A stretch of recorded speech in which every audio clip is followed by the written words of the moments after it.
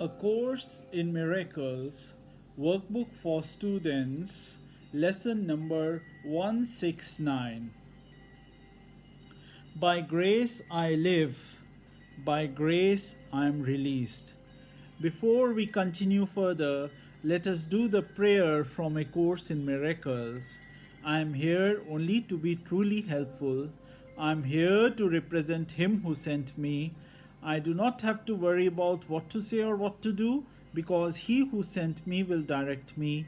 I am content to be wherever He wishes, knowing He goes there with me. I will be healed as I let Him teach me to heal. Let us come back to the beautiful theme of lesson 169. By grace I live, by grace I am released. Grace is an aspect of the love of God which is most like the state prevailing in the unity of truth. It is the world's most lofty aspiration, for it leads beyond the world entirely. It is past learning, yet the goal of learning, for grace cannot come until the mind prepares itself for true acceptance. Grace becomes inevitable instantly in those who have prepared a table where it can be gently laid and willingly received, an altar clean and holy for the gift. Grace is acceptance of the love of God within a world of seeming hate and fear.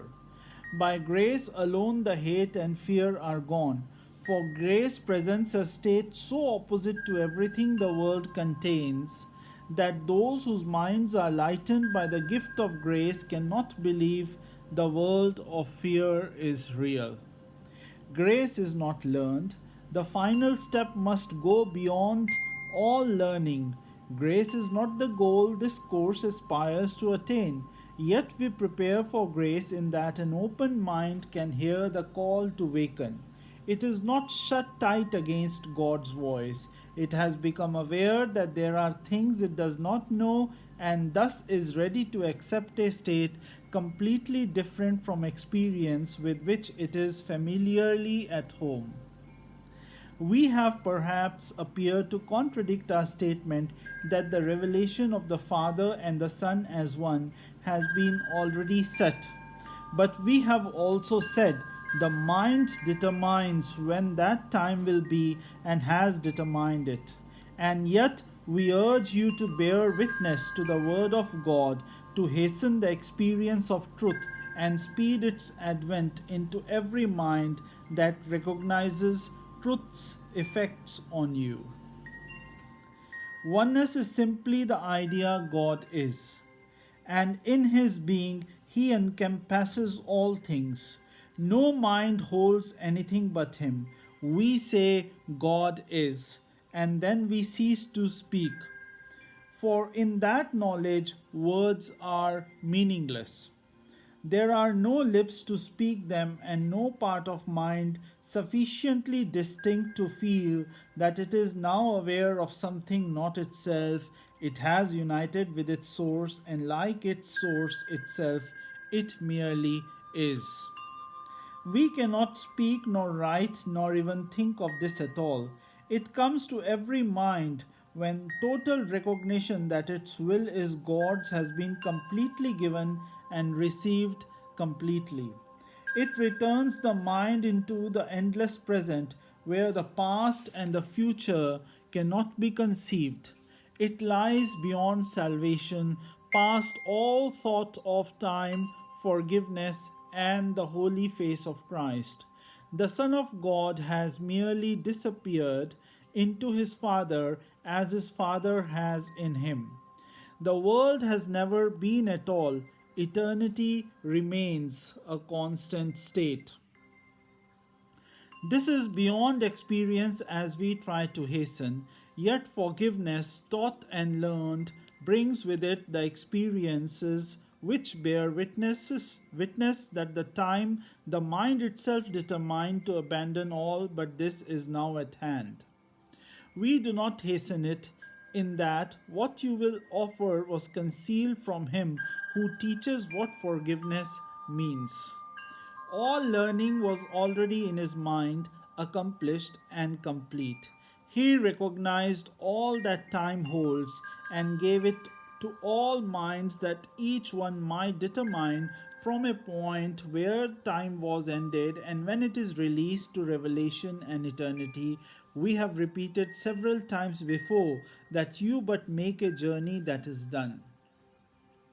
For oneness must be here. Whatever time the mind has set for revelation is entirely irrelevant to what must be a constant state, forever as it always was, forever to remain as it is now. We merely take the part assigned long since and fully recognized as perfectly fulfilled by Him who wrote salvation's script in His Creator's name and in the name of His Creator's Son.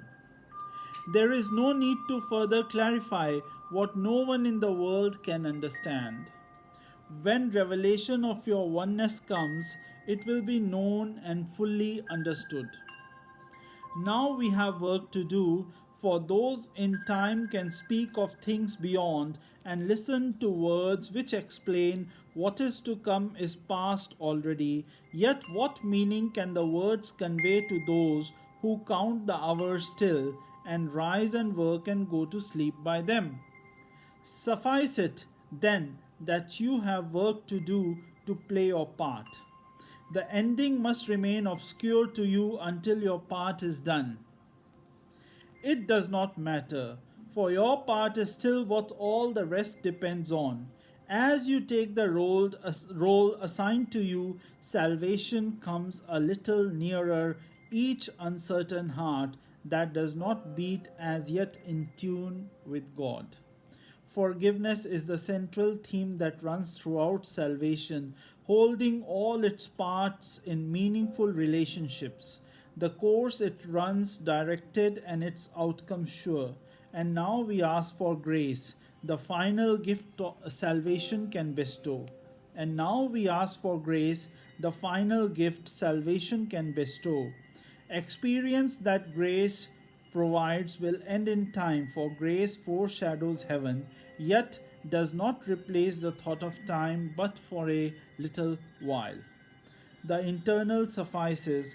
It is here that miracles are laid, to be returned by you from holy instants you receive, through grace in your experience, to all who see the light that lingers in your face.